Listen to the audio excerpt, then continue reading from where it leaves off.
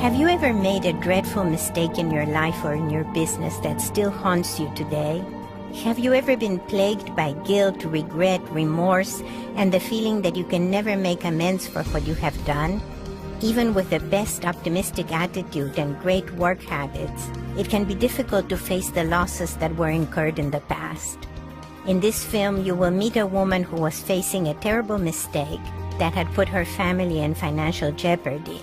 In little more than an hour, she had a new understanding of how to tap into the greatest source of strength in her life so that she can face each day with courage, determination, and love. You will also see how it is possible to change a relationship by changing one person. Our story begins at an Anthony Robbins seminar of nearly 3,000 people. Tony has just been talking about the spheres of life. Most people have three major spheres of life: yourself, your work, and your relationships. And most people focus mainly on one of these spheres, a little bit on the second sphere, and only a minimal amount on the third sphere of your life and activity. Tony is asking participants to stand up and share the way they had prioritized their spheres. Lindsay stood up to share. Tell us, what were your spheres? What was the focus within them? What's the cost? What do they need to be? How's it going to change your life for the better? How about this lady right back here? Yes, ma'am. Give her a hand. What's your name? Where are you from? Lindsay, and I'm from Brisbane. Lindsay.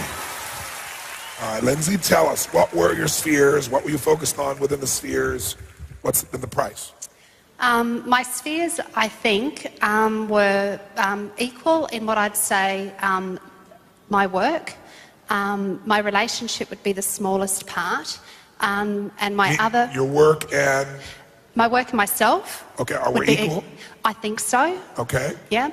And my relationships, I think, the smaller of like the little dot in the island down below. Okay. And what have you been trying to get through the work? What needs were you trying to meet primarily at the top of your work and yourself? I have had a very severe gambling problem over a number of years.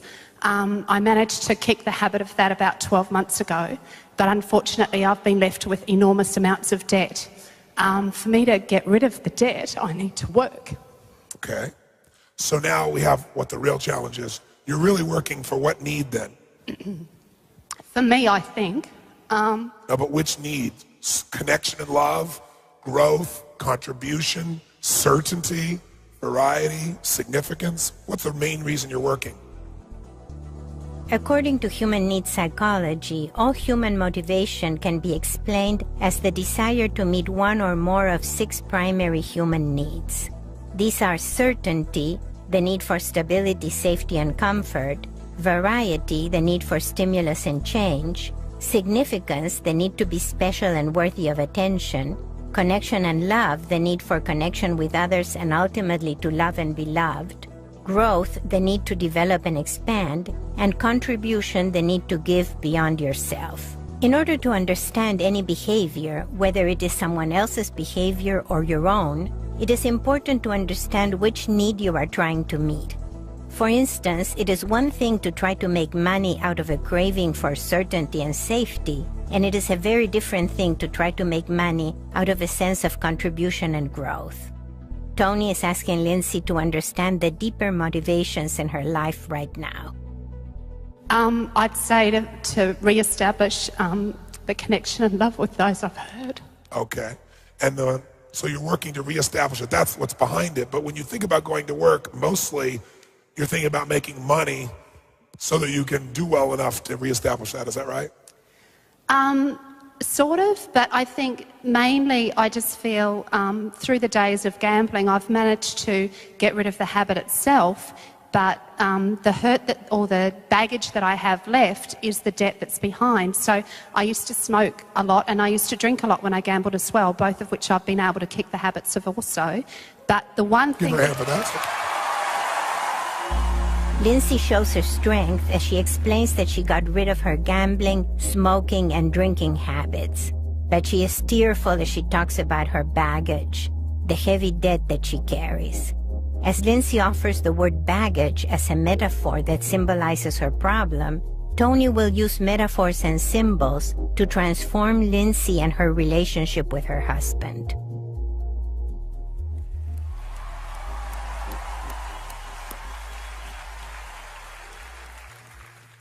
The one thing that I have left is the debt, and that's just a constant reminder to me always. It doesn't matter, how much I look to my future, I consistently have this bag that I carry around with me. So I focus on my work to try and free myself of the bag that I have carrying around with me. Well, what if you put the bag down? Life wouldn't be as heavy. And what if you took the bag and you put it in a little rocket and you shot it into the sun? Yeah, that'd get rid of the bag. Yeah. And after that's happened, tell me what happens when you walk outside. The world's a lot nicer place. Life isn't so tough. It's not so stressful. And how does work feel now? Work's actually always felt great. I love what I do. Oh. I honestly enjoy what I do. I'm blessed to know that what I can do, I can earn money from, but I really do sincerely enjoy what I do. It's not difficult at all what I do work-wise. A moment ago, Lindsay tearfully expressed her pain at having to work to pay off her debt, the bag that she carried. Tony gave her 3 metaphorical ways of getting rid of the bag, and now Lindsay cheerfully explains that she loves her work and that it's not difficult at all. Such is the power of metaphor. A metaphor is a word or a phrase that represents one thing while symbolizing something else. Metaphors have a powerful influence on the unconscious mind. So a bag can be simply a bag, or it can symbolize a heavy debt. The imaginary act of setting down the bag or shooting it into space symbolizes getting rid of the suffering caused by the debt. As Lindsay imagines getting rid of the bag, meaning the suffering, she can experience the love that she actually has for her work. I want to ask you that are watching, did something just happen? Now you might think it's a little word game, but it wasn't. Watch what just happened. Right now, her reason for working just changed. True or false? Could you feel it? Could you see it? Can you feel it? Yeah, definitely. Now, how did that happen that fast? The problem hasn't gone away, just the bag. The heavy bag she's dragging along. And what I'm doing with her right now, just so you know, is remember I said your subconscious mind is the most powerful one of all, and I'll give you a clue. The brain responds to symbols or metaphors more powerfully than anything. What's more powerful, the word Nazi or the swastika? The word Christ or the cross? Now here's the problem. We feel in our bodies whatever we represent in our brains. And she's representing all of her pain attached to one metaphor called the luggage, the baggage, the heavy bag she's dragging along. And as long as she's focused on that, she can't actually notice that this has all been a gift because she actually loves her work.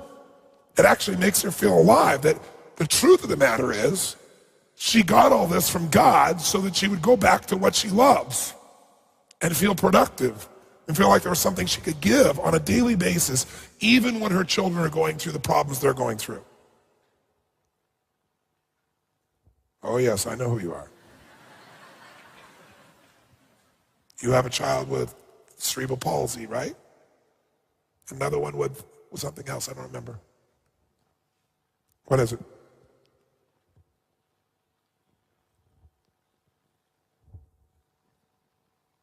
Cerebral palsy is? And my eldest daughter's got cerebral palsy and autism. And autism.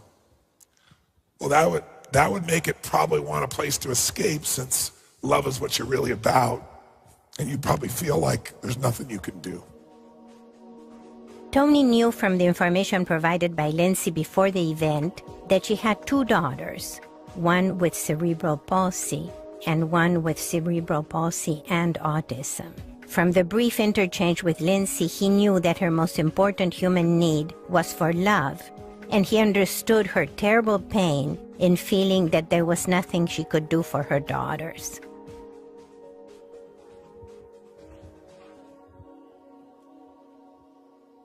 Because pain is when your life conditions don't match your model of the world.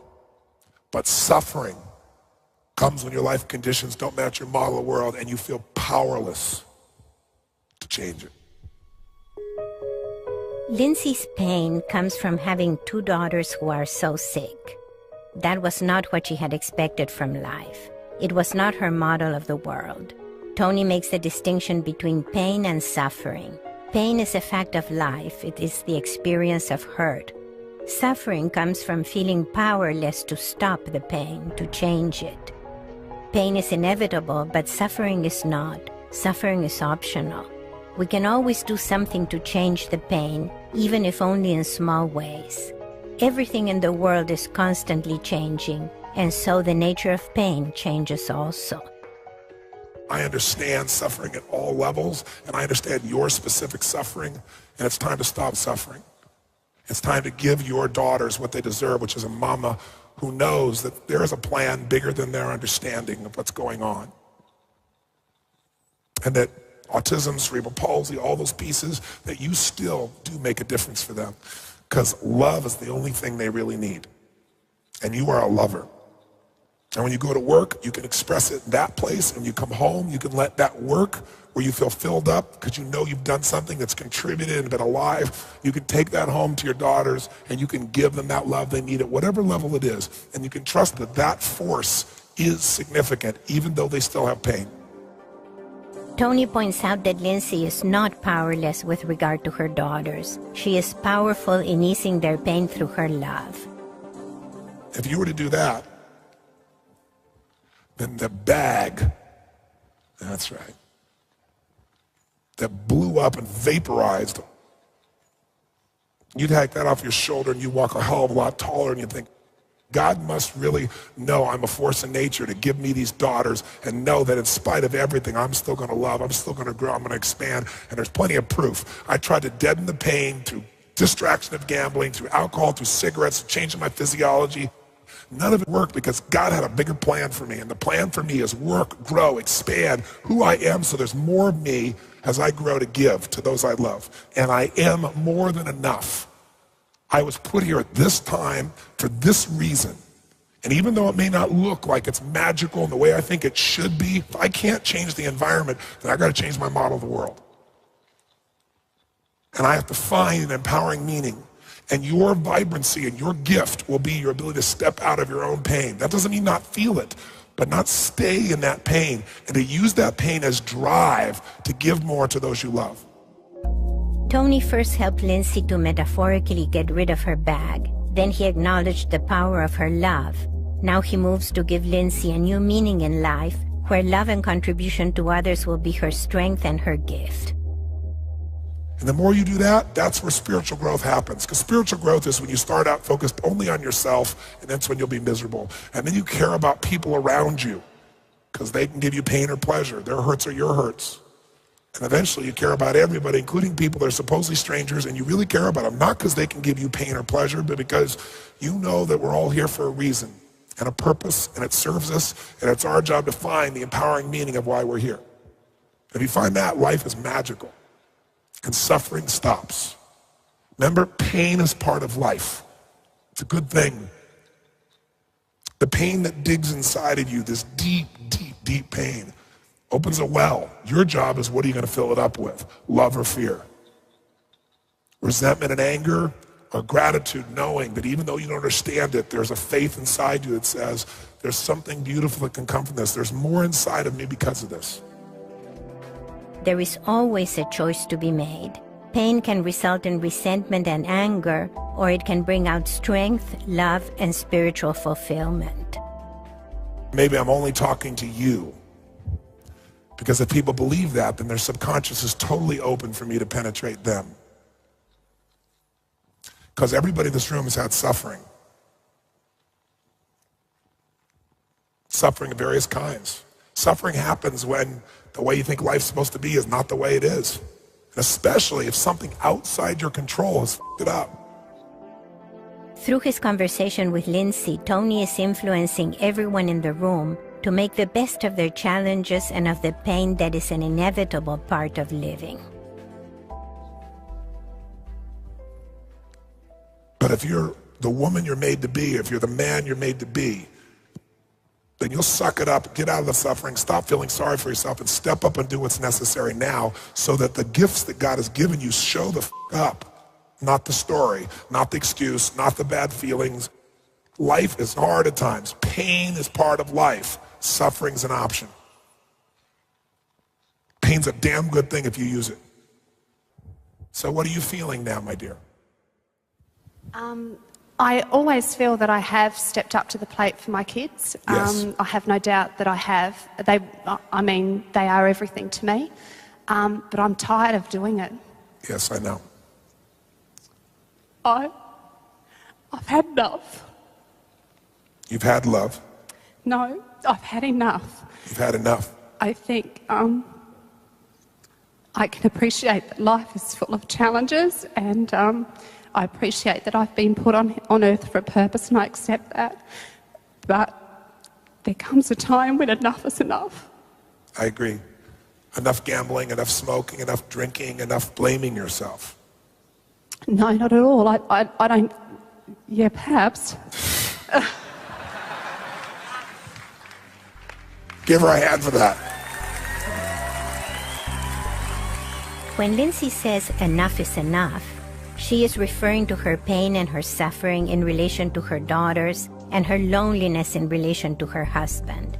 Tony brings Lindsay back to her strengths by turning around what she said to mean that she had had enough of smoking, drinking, and gambling. In this way, he reminds her of her strength in quitting these activities, which is also the strength she needs to help her daughters and to change her husband. Tony laughs with Lindsay as she realizes that Tony once more broke her pattern of suffering by referring to her bad habits instead of to her daughter's illnesses or her husband's shortcomings.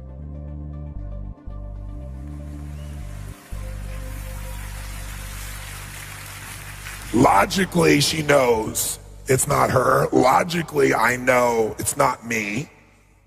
But because you're a lover and because you are conscious and because you care, you've taken a level of responsibility that feels inhuman. That's what has to stop. Not the love of your children, not the having to support them, because even though it's a pain, it's difficult, it's overwhelming, it seems like you can't win. God wouldn't give you the challenge if you weren't strong enough to make it happen. Because if you don't believe in God, believe in dog and become dyslexic. And as the dyslexia begins to shift you, dyslexia gives the ability to see things reversed, doesn't it? When somebody has dyslexia, what's supposed to be in the front goes in the back, what's in the back goes in the front, or letters reverse. You know what I mean? Sometimes it's useful to be dyslexic. It makes you more creative.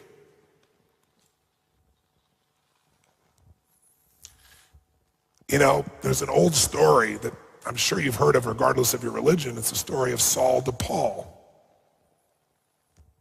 Saul doesn't believe there's anything in life more significant than Saul. And one day, God steps down and knocks his off his horse and blinds him for several days just to get his full attention. And suddenly, he begins to realize life is about love, not about significance. It's not certain, because who knows what's going to happen tomorrow? You think you know what's going to happen tomorrow? You don't have a clue. Life could change like that. Everything you think is so important could change like that. So maybe what you got to do is what's everlasting that you can experience, which is giving your gift of love. Not getting it, giving it. Because when you give it, you get to feel it, and then it's guaranteed whether somebody returns it or not. So I appreciate your honesty where you caught yourself. So what has to stop is the blaming that you do subconsciously, that you've used then to punish yourself. The punishment has to stop. The bag is vaporized. So now what do we do, Lindsay? Tony is using a confusion technique. He talks about God and dog, then about dyslexia and Saul de Paul, in a way that he is confusing and difficult to understand. By confusing her, he gets Lindsay's full attention. In trying to grasp the meaning of what Tony is trying to say, she is ready to accept his first clear message. And that message is that there is a difference between wanting to get love and wanting to give it. And that love is really about giving, not about getting. Now Tony is ready to ask Lindsay the question that leads to real change. What is she going to do? So now what do we do, Lindsay? I need my husband to step up to the plate more. I feel that at times, if I don't do what it takes to make things happen, who is? And I'm not the sort of person that I really don't believe that I shoulder the burden willingly all the time, but if I sat back and hoped that life would take its course for, say, Chloe, for example, and that life would work out well for her, she'd still be fighting the battles that she was a number of years ago. Chloe is the name of Lindsay's daughter who suffers from cerebral palsy. I just feel that I'm consistently battling not only with education boards, doctors, etc., but I'm battling with my own family who in turn don't step up to the plate, specifically my husband, and I'm really very tired of that also because I don't feel that, not that I dislike being the one to have to get out there and fight for her, but to have someone to go along that path with you and to share it, to me, would half it, whereas by me having to be the one to do it all the time, I also feel that you put up an enormous wall between my husband and myself, because if I don't focus on what needs to happen for my children, then I do push him to one side because my focus totally is on making sure I get the most that I can for my kids, and I don't see anybody else doing that for me. So I don't quite know how to step back and not make that happen, because it won't happen if someone doesn't make it happen. Let me ask you a question. When's the last time you blew him? Tony uses shocking language to break Lindsay's pattern of complaining and self-pity. If he had said something like, "When was the last time you told your husband that you loved him?" he would not have been nearly as effective in getting Lindsay's full attention, as well as the attention of the large group. Just as the baggage symbolizes the dead, blowing the husband symbolizes loving him. Nevertheless, Lindsay continues for a while in the same tone of voice. Oh, ages ago. Yeah. At times I can't stand the man, and I'm very honest with that. Like I have no doubt that he loves me, but he tells me so, and I've kind of tried to wait. Maybe I doubt that at times, because there are a lot of issues related to gambling and sex where he used to trade sex and I would go gambling, which to me, so I do harbour a real underlying something there that to me sex isn't something that's beautiful, it's not something that's meant to happen, it's a trade, and you don't trade that. Yes, I know, you're supposed to just give it. Yeah, true. In talking about sex, Tony once again emphasizes giving. The issue is to give love versus getting it.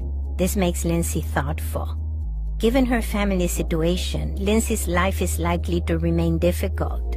But there is a resource in her life which is currently a weakness that could become the source of greatest strength: her relationship with her husband. Tony's goal at this point is to help Lindsay to be able to reach out to her husband for comfort, companionship, and love, so that when life gets tough, they can ride it out together. Now, some of you think this is about her. Some of you think it's about him. And some of you would begin to remember that we all learn best in life throughout humanity's history through stories. Because when you're listening to a story, you make connections that you're unaware of within yourself. So remember, I'm only speaking to her right now. I asked you when last time you blew him was, and you said it's been a long time. You told me that he says he loves you, but you doubt it honestly, because you harbor resentment that if you gave him sex, he would let you do anything you want, including gamble. This is not surprising for any man, because once a man has had sex, he is vulnerable to anything. He will give anything. But that does not mean he was trading sex for gambling. It sounds like you were the person trading sex for gambling. And that could well be so. I suppose I've looked at that aspect of things, and in all honesty, I can't get my head around the fact that in many ways that he just didn't see, it's not normal in a relationship for someone to be going out to the casino gambling 4 or 5 times a week. And I really do, I'm very angry at him for not having been there and even tried to intervene when I didn't hide the fact of where I was going. I never lied to him. I didn't say I'm going A and go B. It was very obvious that that's where I was going. So, you know... Well, let me ask you 2 questions, because I hear you, but I just want to make sure I ask you a couple of questions. The first question is, in this culture, because I don't live in this culture. Oh, that's not true. I live in Mermaid Beach. I'm here, 4, 5, 6 weeks out of the year, because I love the place. But I've never been in a culture where I've heard people say, I'll bet you, so often. I've never lived in a culture where everybody stops what they're doing to watch a horse race. So one consideration is for a masculine male in this culture, females as well, but a masculine male for sure, betting is a huge part of this culture. True or false? True or false? So the first seduction is that. The second piece is, if you were to step out of your husband, because I don't know him, but I know males. I can tell you something about males that ladies in this room, many don't really know, understand, or appreciate. Just like men don't understand how important attention is to a woman, really how important it is. Not attention with one eyeball on the TV and one going over here to say hello, but real, total, nothing else but you attention like you crave. Women don't understand what drives a man. They think it's sex, and they're so wrong. What it is feeling like you're significant enough to you that you will open to them. That you will open and be completely vulnerable. It f***s a man's mind up, because sex is the ultimate experience of him saying, you really love me because you've opened and are vulnerable to me. You're not fighting with me, you're open to me completely in every damn way, and that excites you, makes you happy. Because ultimately what makes a man light up, if you want to know, and ladies, I'll give you a simple test, it's not hard to figure out, is he wants to make you happy. He'll die to make you happy if he loves you. Now, men do not try to make happy a woman who they feel they cannot make happy. Because let me explain something to you ladies. Making you happy makes him feel he's a man. Failing to is like cancer. He might as well be dead. That's why most men, and men, ladies, I know you know this is true, but I'll ask the men, and men, I want you to be dirt honest. How many men, no matter what you like, women say, oh, you like, breasts, you like rears, you like legs, you like whatever. How many men here think, there's no question, no matter what a woman looks like, if she's happy, if she's smiling at you, you're f***ed up. How many men can agree with this? Say aye.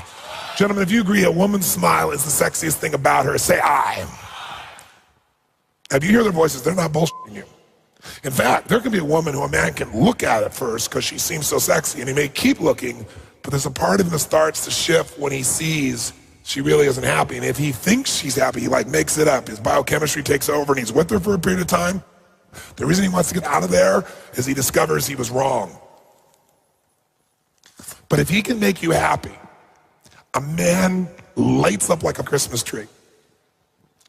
Now, most men don't know how to make a woman happy, because there are times in which a woman does not want to be happy. True or false, ladies? She doesn't want you to make her happy. She wants you to understand. She wants you to appreciate. She wants you to feel her pain. Now, you don't understand. Men's whole job is cut the pain off and move forward. Because here's what women do. Women energy, feminine energy, takes little shit and makes it as big as possible. And masculine energy takes big shit and pretends it's really small. True or false? All right, that's what it's about. So if you want the truth instead of your anger, then I can tell you the truth that I know, because I've been with 3 million people, both male and female. I could be an idiot, and I'd have to know this, because there aren't that many patterns. This man wants to make you happy. He wants to feel needed and desired by you. When you would have sex with him and desire him and everything else, and he'd feel lit up like, oh my God, she wants me. What do you want? Anything. I want you to be happy. So gambling, I'll bet you, this culture, go for it. It lights you up, it makes you happy. You're not happy all the time. How would you be happy with all the shit in your life? So if you can get a little escape and go bet, and it makes you happy and it makes things better, why not? It wasn't because he didn't give a f about you. It wasn't because he didn't care. And he was not responsible to know what the f was going on inside you, even though you wanted to. Because if you're a woman, you expect a man knows everything you're thinking. And men are like, I'm not a mind reader. Tony explains Lindsay's husband's point of view. He just wants to make her happy. Lindsay's smile shows that she knows that that's true. Because see, women can use a hint of a voice, or if you say to a man, do you want help with this? And he says no, he means no. And if you start to help, he's gonna look at you like, what's the matter with you? I can handle this.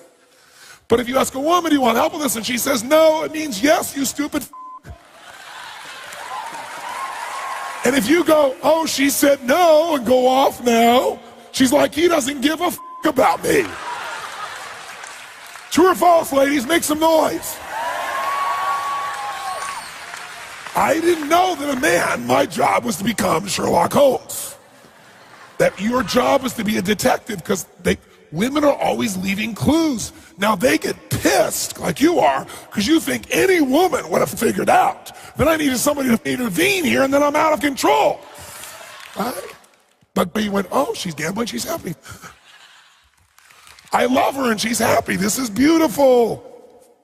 Oh, it's kind of tough on the family. It's tough on me too, but if it makes her happy, that's much better than the cancer of unhappiness that we have to deal with, because God gave us some kids that really have huge physical problems that, God, we have to fight every day in. Let her escape. I'd like to escape too. I love her. And if she just blow me every now and then, it would be a whole different experience. Right?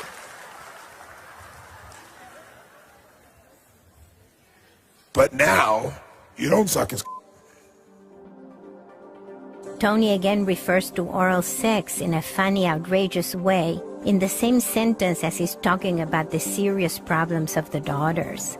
Lindsay's laughter shows that she has broken her pattern of misery once more and is opening new possibilities with her husband.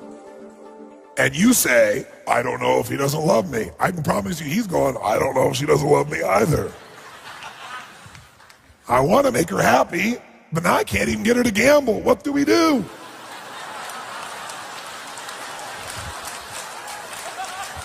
He doesn't know you're carrying luggage around. He thinks you're just going to work. Because for him, work is an escape. Work is a place to be certain and significant, because he doesn't feel significant with you. He can't significantly change how you feel. He can't do anything for his kids that really seems lasting, so he's impotent. He feels emasculated, so he might do really stupid things that you can't understand, like take control of you or say something stupid, because he feels like you make him feel insignificant all the time. And he had this problem before you met him, by the way. Just like you had the problem before you met him. Yes, you did, and yes, he did. Not this problem, not the story of this controlling behavior or lack of attention or not doing what's there. The problem inside of putting significance above love. Let me give you an example so you know what I'm talking about. Everyone in this room has times in their life when they go into what I call a crazy eight. Please pay attention and you'll understand your life in a different way if you really listen right now. Here's what a crazy eight is. There are two extreme emotions human beings feel. One side of that plate is things like feeling sad, depressed, lonely, not understood. How many get the feel of the type of emotion I'm talking about? Different words, same feeling. Raise your hand if you know what I'm talking about here. Say I. The other side of the crazy eight is emotions like frustration, anger, resentment, maybe even rage. Now, most human beings trigger an interesting response when they feel out of control, when they feel powerless to change something. Their husband or wife, their children, their body, their work, their boss, right? Their addiction. And when you feel out of control, what people do is they go into crazy eight. And what that does is they go to one of these emotions to the other. And which one they go to, where they go first sad and depressed and lonely, or where they first go frustrated, angry, pissed off, has more to do with which needs have they learned to value. Significance and certainty, even though they want love. If it's significance and certainty, which emotion of it is going to fulfill that faster? Feeling certain and significant when you're feeling insignificant and uncertain. Which one, sad or angry? Quick, which one? Which one? And on a 0 to 10, how high will you get that significance back? 0 to 10, where's it going to go? 10. Certainty, how high? 10. And how fast can you get it when you get pissed off? And you just witnessed her do it, talking about him. Lindsay started out the conversation talking about her tremendous burden of guilt for gambling her way into debt. But once she started talking about her relationship with her husband, she quickly started blaming him for not stopping her when she was out of control. This anger is a way for her to meet her need for certainty and significance in the very moment that she feels most insignificant, when she's feeling regret over her past addictions. This kind of paradoxical blaming is most often seen in intimate relationships, where you blame your partner for your own mistakes and defects precisely because your partner is supposed to be there for you and take care of you. The next time you feel like blaming someone close to you, ask yourself, which of the 6 human needs am I trying to meet right now?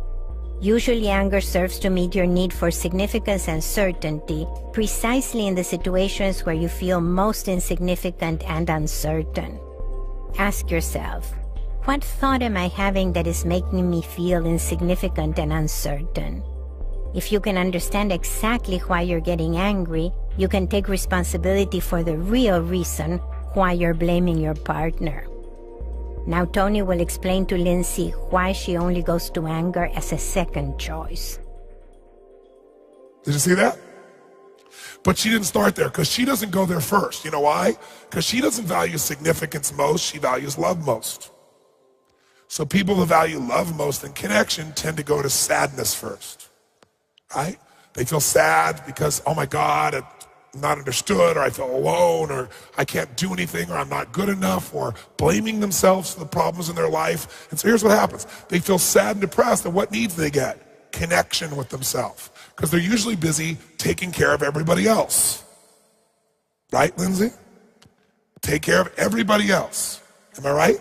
Yep, that's right. So she takes care of everybody else, but she does it for a reason, because it gives her a sense of connection and love, and a sense of meaning and significance, but through the filter of connection. But when it doesn't feel like it's significant, I feel sad. So I feel connection with myself, because I'm normally taking care of everybody else. Now I feel for myself. I feel sorry. I feel sad. I might feel lonely. It's variety, because it's a different state that I'm in when I'm taking care of everybody else. But you know what? If you had somebody right here sitting on the stage right now, and they are crying uncontrollably, and I do nothing, I have no talent, no ability, nothing. All I do is just stand there and listen. Will they eventually stop crying, yes or no? Yes or no? Yes, because the human body needs variety. It needs variation. So after a while, a person gets tired of feeling sad. They feel tired of feeling connected, and they still feel tired of feeling uncertain, and they feel tired of feeling insignificant. So you know what they do? They go, I'm not settling for this shit anymore. You know what? He should have seen that. He shouldn't be doing that. She shouldn't be doing that. God shouldn't have done this to me. This is bullshit. And now the person gets frustrated or pissed off or angry or rageful, and what do they get? Significance at a 10. Get it? Certainty at a 10. And even some connection with himself at a 10. But if you leave somebody up here and they're screaming in rage and saying, F you, I hate you, you son of a bitch, and you don't do anything but stand there and listen, will they eventually stop being angry, yes or no? Why? Because the human nervous system needs variety to survive. And by the way, when you're pissed off and angry, what are the muscles in your body like? Are they tight or weak? Which one? Is the energy strong or relaxed? So you got tension and pressure in your body, which feels really good when you feel like you've been hurting and a victim for a long time. But after a while, I don't care what you do, the body has got to let go. So what happens? You got to let go of the anger. So you know what the person does? They go, It's really just this helpless and it's hopeless and it'll never work and no one understands. And you go back to feeling sad. And guess what happens? All the tension. Think about it. When you're feeling sad, when you're feeling crying, when you're feeling, alone, what happens to the energy in your body? All the muscles relax, doesn't it? Everything lets go. Even though it doesn't feel good, it lets go. You connect with yourself. You feel that feeling again. It's variety. And after a while, you get tired of feeling that way and you get pissed off again. You get tired of pissed off and you get sad. And pissed off and sad and pissed off and sad and pissed off and sad. How many of you here have done this in your life? Raise your hand about an issue. Say I. And when does it happen? When you have the illusion that you have no control. Tony is really explaining to Lindsay the pattern that caused her to get addicted to gambling, drinking, and smoking. She had been caring for her daughters, whose medical conditions were so severe. It was hard to feel that any help was ever enough. This thought made her feel so insignificant and uncertain that she would snap out of the mode of caring and nurturing and into anger and frustration. In order to escape from that crazy 8 pattern, she would go gambling or drinking, which changed her physiology and her environment. Now, long after her gambling problem is over, Lindsay still has a crazy 8 pattern where she goes from guilt and regret over her gambling to anger and blaming her husband for not helping her to stop it. Now, take a moment to ask yourself, when you feel that things are out of your control, which side of the crazy 8 do you go to first? The side with anger and frustration, or the side with sadness and self-pity? How many follow this? Now, which side? It isn't an equal side. Some of you spend more time on the pissed off side. And while you're there, you say things to your partner or your friends that they don't forget. And they feel insignificant, so now they try to show you they have control over your They have certainty and significance in that. And it starts, imagine 2 crazy people getting together. That's what you have. And you think it's them because it's so easy to see them. But you really love each other and that really f***s things up. Maybe you have children together, that f***s it up. See, you get 2 crazy people together and you got total f***ing craziness. Because then, you both get angry and say shit that then you both go feel hurt about. And then maybe you get off, one's sad, one's angry, who knows what the f***s happening. Now, how do you get out of this? Most people get out of this the way you used to. Here's what you would do in the insanity of it all. You would exit going down by using something to distract yourself, because when you focus on something else, this all disappears. Or you do something with your physiology, drugs, alcohol, cigarettes, that changes you. You did both. You went gambling and that gets you to exit it. But as soon as you come home, pretty quickly, you're back in one of these 2. And if significance is what you want, you're finding reasons to get angry. In your case, it's connection and love, aloneness, but you get back into this. There's a better way out, and that's up. And the way up is change your f***ing model of the world. Change your goddamn rules. Stop your addiction to one side of this or the other. Stop thinking it's your partner when it's you. You're so busy saying, I don't know if he loves me. I can promise you he has the same thoughts about you towards him. I can promise you he's gone through the same crazy 8. Now, I don't know if he tends to get more angry. That's my guess. And I'm only guessing because you'd probably be attracted to the fact that he had strength, since love is what you want. So at one stage, my guess is he was strong, and now you're pissed because he's not, because he's probably, the anger thing hasn't worked, and he's probably sad. Who knows where the f*** he is now, but he's crazy.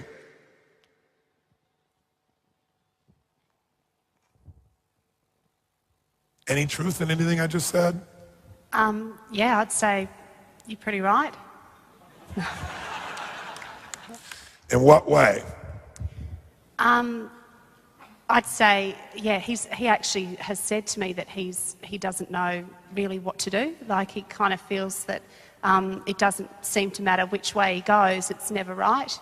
And I mean, I can honestly say that I don't mean it to be that way. I know you don't. But it's like, I don't know which way to go either. Like, I feel like I'm, in that crazy 8 thing kind of sums it up for me, I think, where I just go from one extreme to the other. That's right. And by the way, have you seen her do that while she's been standing in this time, yes or no? Which one did she start out in? Which one? Anger or sadness? Which one? Sadness. And then after we got rid of the sadness, it opened it up so she could get pissed. Did you see that? Like, we actually got her where she was feeling happy, But that wasn't enough because she still has the energy in her body of all the anger from the past. So now that she's not crying, there's a space to get pissed off. Now when that happens with him, he won't understand it. He's like, I thought she was happy. Now she's pissed. I haven't done anything. How many guys have had this experience? Raise your hand and say, aye. You're right, you haven't done anything. She's just gonna do it. It's a storm. You didn't do anything for the storm either. But you better not run when the storm comes, because then she'll go, you weren't there for me. And then there'll be another storm. So all this is a lesson in meaning. It's understanding that this is really your addiction, not your partner's. And if you get out of yourself, if you really did what you're best at and filled this guy up and made him feel happy, that you're happy and that you love him, which can be expressed physically and emotionally and verbally, he won't believe it at first because he's scared. You know it's true. That's why you laughed your ass off just now. So then you'll be pissed off going, well, here I was, happy and nice. So yeah, for a minute after years of him not being sure. Now if you went to go blow him, you'd be like, was this part of the seminar? It's a technique. She's doing it to manipulate me. That Robbins guy, right? He's not going to trust because it's going to take consistency. Tony is now very clear and directive in orienting Lindsay to focus on giving love to her husband and the happiness that can come from that. Or she's making this huge, I need to stand here and love her and be with her and let her keep feeling and feeling and feeling. And even though it looks like there's no end in sight, if I love her and I keep staying with her, she'll feel enough of it that her body will actually let go of it all. But remember I told you yesterday, why do people fail at the game of life? Because they don't even know the goal of the game. And they got a bunch of rules that don't even necessarily relate to what makes them win. And they have rules that are in conflict. Like, you should love me and accept me for who I am. But if I gamble, you should have stopped me, you asshole.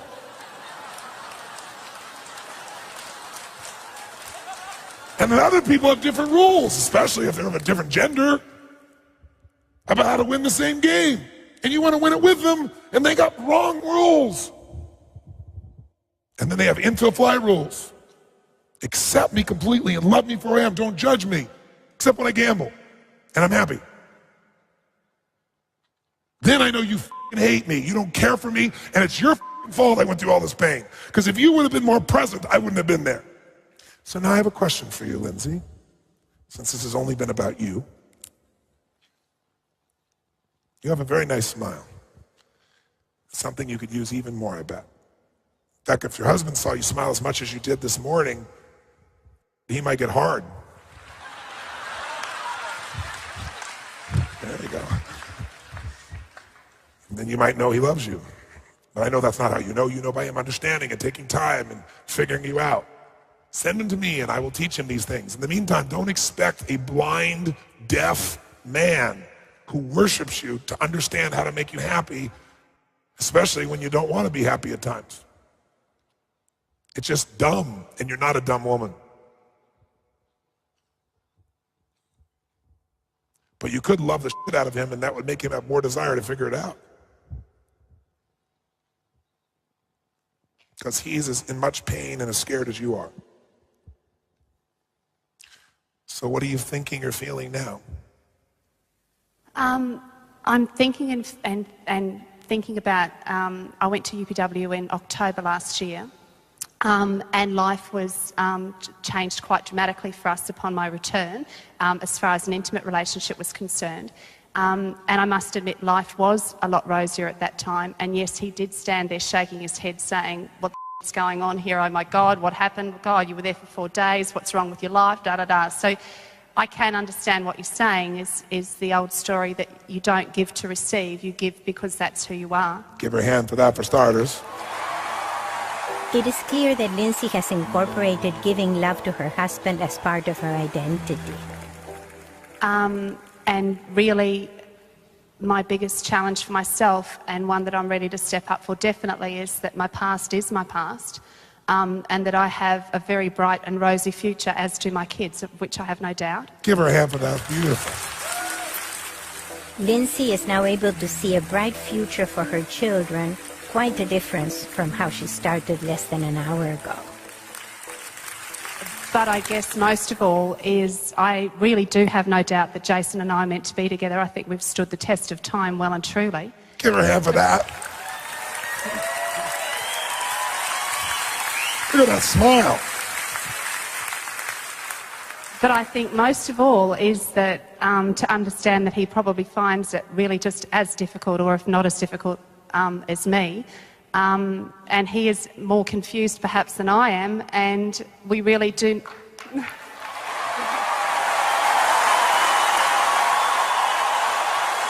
Much more.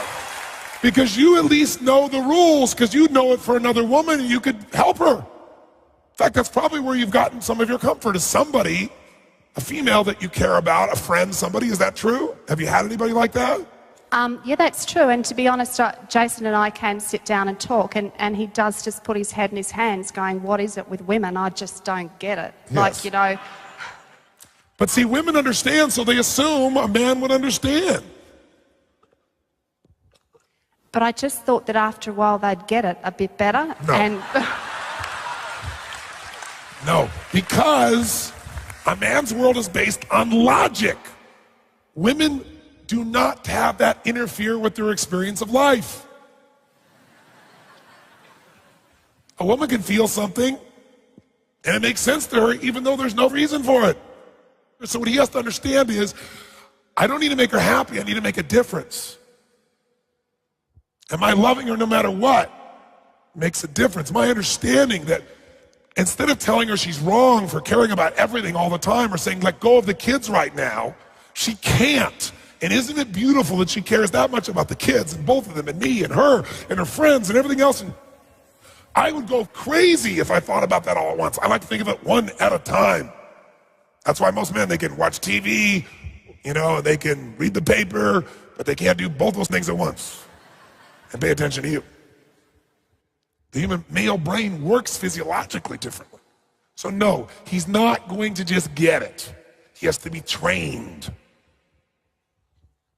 And you are not a good trainer because you're busy feeling, which makes total sense. You don't want to become a trainer. Send him to me, I'll whip his ass into shape. Or love him and shape him through your love instead of your anger. Share with him the happiness that you do have, because you just told us a bunch of things that are very different than what you started out saying. I want to hear a very different story right now. Sounds like he actually loves her and tries to listen and share and hear and care. And there's another piece too. I know you want him to step up also, but you've also done the stepping up because the one source of sanity you have is that you are significant because you do it all. And so even though it's pissed you off, you wouldn't give him a lot of space to do that. Except when you're totally exhausted at that point, he doesn't know what to do and he's gone too, and who knows what's gonna make you happy. But you would hate yourself if you weren't the most significant one. Be nice to have it be more balanced. You loved his and shared it to him and say, you know, if you'd help me in these pieces, and you reinforce them, because he'll be stupid, he'll like do it once and think that's what you mean. You can get him to be a part of that process. Not by demand, not by hate, not by taking love away, by sharing and giving even more love. If it's not physical though, he won't believe it's real.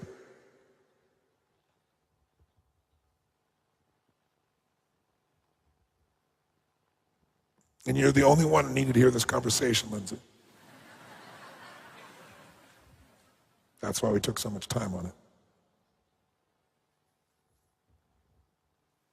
So where do we go from here?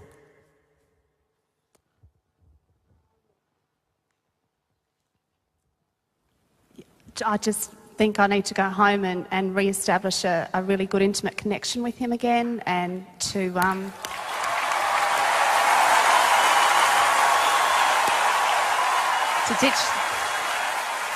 ditch the bag would be probably a really good start as well. So do what with the bag? To ditch the bag, or to blow the bag up, or yes. all of that. The male thing is blow it up. Women would just ditch it. That's great. And continue to love my kids and my family, which I do automatically. Like, that's just who I really am from the bottom of it all.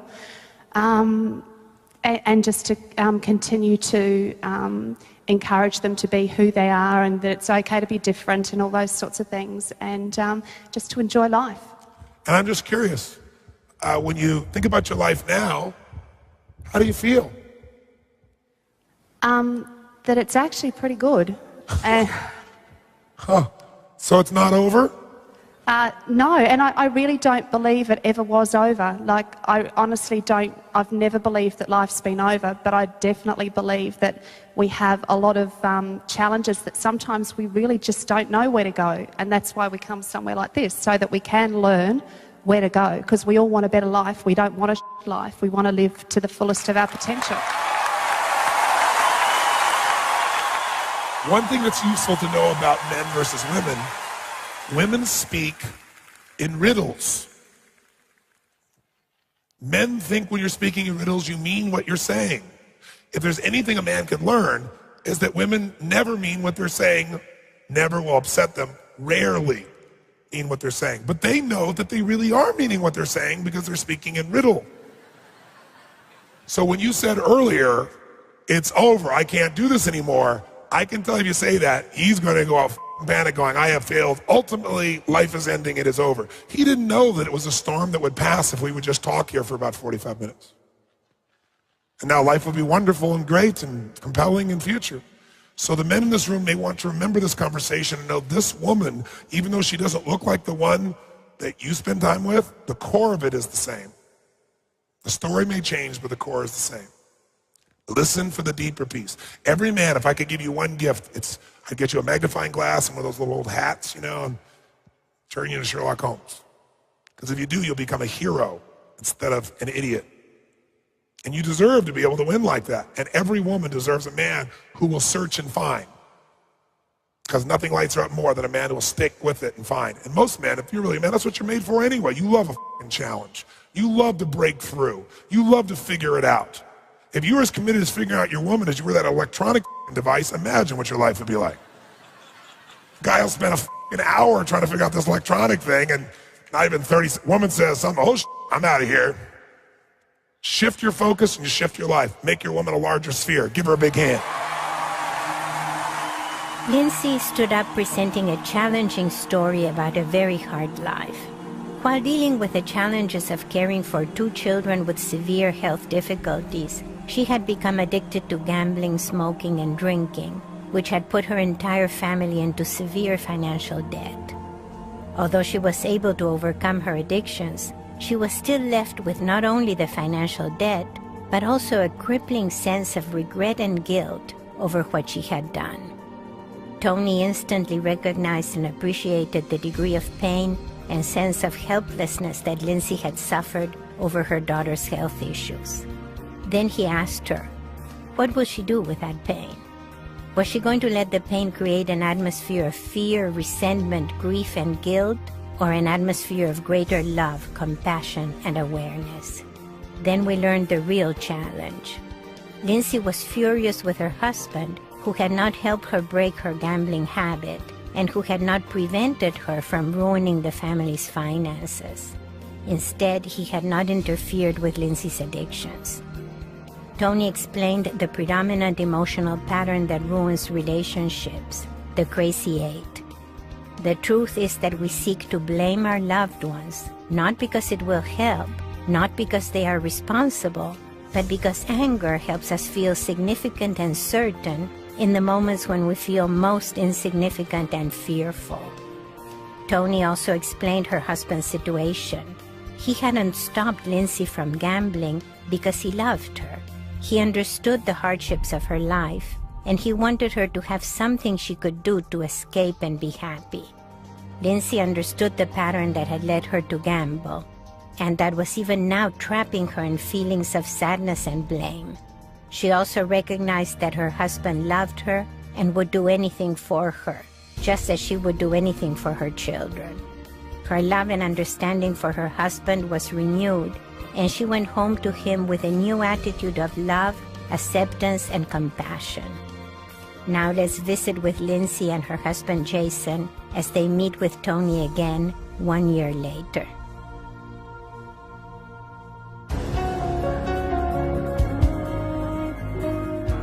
Well, first of all, it's great to see you and great to meet you finally. Lindsay, tell me something. You look very, very soft and relaxed compared to the last time I saw you. Tell me what's catch me up. What's happened in your life? It's been a few years of this process now. Yeah, Tony, life's never been better for me. It's really quite special now. I've really taken some time out for myself and spent lots of time looking inwardly at ways that I could change rather than having playing for this gorgeous man over here. So, yeah. Look at him, yes. So, yeah, it was just really about taking responsibility for where I was, I think, and yeah, you really helped me to see that. There were times that I was just mad with you, but... yeah, you seemed rather angry at stages when we were interacting. Yeah, but I know you do it with love, but, there was times I thought, oh, I wish he was close. But, I mean, it's just been an amazing journey for me, so, and one that I'm really so thankful to have had the opportunity to go through, and it's just an ongoing process, and yeah, so we're sort of tackling that together now, which is really gorgeous. But our relationship is great, and we're working on heaps of stuff together, and it's just awesome. Yeah. Well, I want to hear from your perspective. What did you think when this woman comes home, and what's happened? It was a major change. I thought that guy's a bloody genius. I said he wanted to thank you for that part of our relationship. Yeah, look, she has come out of it. She's gone from a very bad place, a destructive place, yes, to a place that she's out there moving ahead faster than anyone around her, really. How does it make you feel when you see her today and see the way she's transformed herself? I'm really proud of her because, if you look at gambling, her addiction to gambling, and you look at just addictions in general, it's about roughly 5% of addicts, maybe a bit less than that, that actually recover, that actually come back to a normal life. Yes. So the trust it sounds like the trust is back. Definitely. Yeah. Definitely trust is back. And I've done some personal growing as well. I was an angry little ant, and she's helped me move past that, and rather than sit there and go, why could you spend $250,000, Yeah. to the point where I think, it's only money and we've got a strategy to bounce back, and the strategy's working well. So we've gone from very close people to probably as wide apart as you can get before it all falls apart, yeah, to back to probably closer than we were, yeah. That's beautiful. Look at the smile on your face. I love seeing that. I love seeing you being able to be vulnerable and alive and not having to control with things at the same level. You can see it in your face, you can see it in your smile. It's really beautiful, really beautiful. That was actually the hardest thing for me, the vulnerability aspect of anything to do with life for me.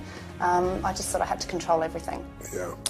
And in relationship-wise, that was always my core issue, was about allowing myself to be in a vulnerable position, and that wasn't comfortable for me. Yes. But hey, it's all good. Yeah. We've had a 180-degree turn here. Yes. The thing I've noticed, and my kids have noticed, and that is that our kids have noticed, and that is that anything she does now, it's full on, and she'd have to be right up there in, when I say people that I know in the world that are driven, focused. She'd be a great one to look up to. Wow. Yeah. Wow, it's pretty nice when your husband looks up to you. Isn't it so cute? That's nice beautiful. to hear That's that. beautiful. Yeah.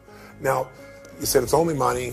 $250,000, $200,000 we still owe, we're paying off. How do you guys both resolve that so it's not like a wound? Because a lot of people would say that's not something I can get over because every month I got to pay that thing. How do you deal with that? What's the meaning you've given it? How have you shifted it to be able to really be in a good place about it? I actually reframed it. I look at it as my education. So we have something in Australia called a HECS debt, which means that if you go to university, yes, you take out like a payment structure where it means that you go to uni and you study and you end up having to pay X amount of money for your HECS debt or for your education. So I had a big issue with not being an academic, so I thought, I'll just make it up. So I'll just make it the University of Life, like that's my HECS debt, So when it comes to pay it, because I had a major issue with making payments for something I had nothing to show for. Like, that was really challenging for me. So I thought, well, how can I do it? So I just thought I'll make it my HECS debt. And so now I have a degree. I'm a professor, from the University of Life. So I sort of figured it was a really cool way to do it. And that sits okay with me. I think that's helpful for people because I think a lot of people just see something as loss. And what you both have managed to do is say, look what we've gained from our life. Do I want to have to deal with that? No, but would I happily do that to have my life the way it is today? You bet. So I struggled with going through a whole heap of stuff and thinking it was in vain, and I thought, well, it only is if I don't do anything with it. So, yeah, so it's kind of cool. It's very cool. I mean, the truth is, I don't think people that are going through gambling or people that are drinking to that extent or have any forms of addictions, when someone tries to talk to them who hasn't had an addiction, they just go, you don't understand, you don't know. But when someone who's had all their addictions, stacked on top to extreme, talks to them, then it's hard for them to escape that. And it takes that sometimes to get leverage for someone to change. So hopefully this film will provide that for people too, so they get to see, okay, here's this lady a few years later, look at the difference still. It isn't just a one-time little hit for a week or a month or something that made a difference. You both have been really good at forgiving each other now. Is that fair to say? I think, yeah, definitely. I think you got to. You know, if I sat there for 6 months, I sat there and I thought, how the hell could you do this? You know, like, how could you do this? Yes. So I remember when I first found out about the gambling, you know, like someone's just told me, you know, I'm in a significant amount of debt here. Yes. And a friend of the family said to me, what are you going to do? You going to leave her? And I said, no, I love her. And that was sort of, I thought, you know, that's the time when it really hits home, but you're hanging around, you know. Love you. Mwah. Gorgeous. You both are. You're both gorgeous. Oh, there's tears all across here, and I got them too. That's beautiful. It must make you feel incredible to know that your man loves you, and for him to know how much you love him, that come through hell or high water, that you're there for each other, no matter what.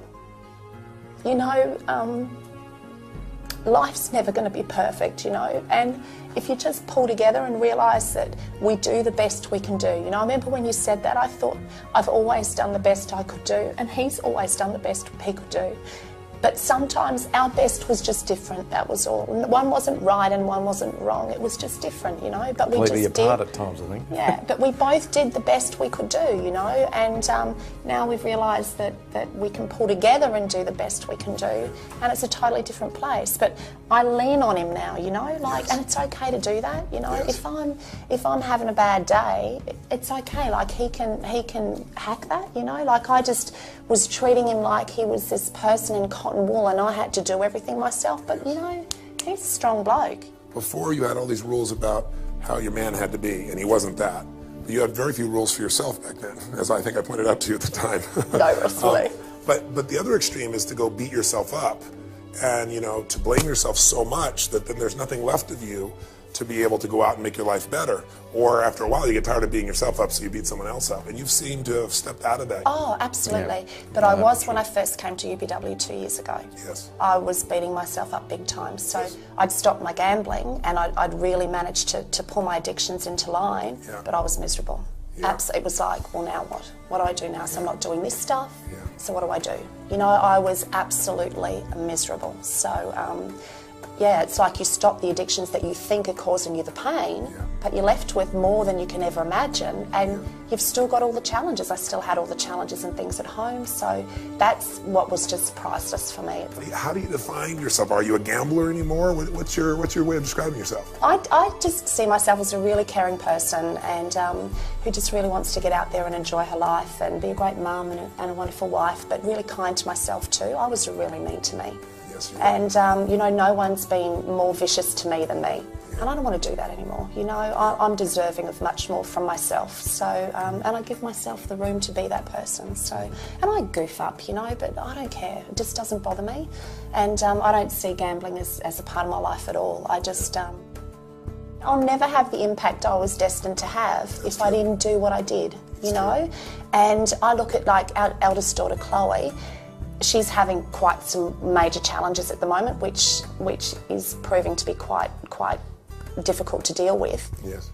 But because I've been through issues that I have myself, it's almost like I did it to help her, because she has major anger issues, and she'll say to me, but Mum, it's so hard to keep myself together long term. Yeah. And we've shared, you know, my story and what's happened, so both of our girls are very aware of that. Yeah. And I said, you know, I can share with you firsthand, Chloe, that when you want to make changes in your life, it is hard, but it gets easier. The more you stick to your guns and the more you do it, long term, the change is much easier. But it's like you're going uphill to start with, but then you get to the top of the hill and it's like you just glide down the other side and it's all good. So if I didn't go through what I've been through, I wouldn't be able to share that with my daughter. And I think, you know, she's really been such a great teacher for me. And I for her, and we've really got this really amazing bond that it's just been, it's fantastic. And we're both reflect the theme that I think most people don't realize, and to me that theme is that happiness and problems have no relationship. And just being happy with little things, you know. And I remember Jason coming home one day, and there's myself and the two girls, and we've got the stereo flat out, and because we were dancing on the floor, I said, let's be really naughty. You get up on the coffee table and you just go for it, you know, have a really cool time.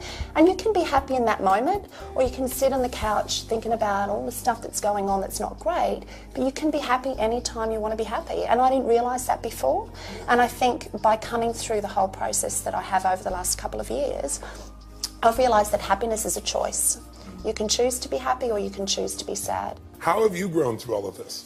Because you see how your lady's grown, but how have you grown? I can see how that two people can actually make things go from, you know, no good at all into great, better than it was when you first met, sort of thing. You know, wow. It is possible as long as you're both on the same page. Yeah. You know, you've got to be both there. You know, your support person is as important as the person with the problem, yeah. Really. How many years have you guys been together? 18. 18 years, and better now than before. Now, I like that. Yeah, that's awesome. That is so cool, isn't it? That's wonderful. That's wonderful. That's awesome. And how about for you? I know that part of your vision, I understand, is to help other ladies that are having challenges like this. That's huge for me, huge for me. I've got enormous big dreams. I'd really like to have a beautiful centre for kids and for families so that they can come together as a family and have some support for the kids with special needs and the siblings and the parents, because there's just no support there that we've been able to find. Spending much more time with the kids, you know, we have our weekends free now, and Jason spends a lot of time off on the weekends, so we actually have time to connect as a family. And you know, we do some goofy stuff. We went down for a photo shoot, didn't we, only a little while ago, and we went down to the beach down in Brisbane, and it was such a hoot, middle of winter, and here we are dressed in all the jeans and stuff, and we ended up having this massive water fight, and we were swimming in our jumpers and jeans, and oh God, it was amazing. We had all these people standing on the pier looking down at us, you know, and this one lady called out and she said to me, oh, wait till summer and I'll do that. And my instinct was, but you know, summer may never come for you. This is our summer. It doesn't matter because it's cold, you know. We were throwing balls, and a lady brought down a puppy for the kids to swim with, and we had another lady that brought down crystals and said, could you wash them for me, because it's like, it was just a crack up. And there we are sitting in a coffee shop, dripping wet, drinking hot chocolate. It was just a hoot, wasn't it? Yeah, it was good. It was just beautiful. Now, we haven't done goofy stuff like that for ages, but it was just wonderful. And the kids, I think, part of what we've managed to really create here is some really good modelling for the kids as well. And I think the ability to share with them that you can make mistakes, because it's human to do so, but you can bounce back, and it's how you work with those that matters, you know. That's really important to us, so yeah. I can't imagine a better environment for your children to grow up in. It's magical. So I'm excited for people to see the transformations you've created for each other and for your family, and hopefully they'll be inspired and remember what's possible, and remember the past does not equal the future. That was one of the things that Whisper it to me, I'll tell him. I knew I'd leave this bit to the last bit. I never had the chance to say thank you. And I really wanted to say thanks, because I just didn't get the opportunity to say it. You know, I can't describe to you how different life is for me these days, and I really do appreciate it, so, yeah. I'll give you a hug, but I want to tell you something. The greatest things that I could possibly have is to see the joy that you have, and also what brought me to tears here at the end. I'm already so moved by you guys, but I know what kind of life your children will have no matter what, with this as their reference base. They may get off target, but when they have this as a reference base, you've given your children something that is immeasurably valuable, and you've touched the future beyond yourselves. And you made it really beautiful here. But please give me a hug. All the thanks in the world is to see you guys so happy. Thank you. I really appreciate it. Thank you so much. Thank you. You're an amazing woman. You've got an amazing man right here, too. Thanks, Ike.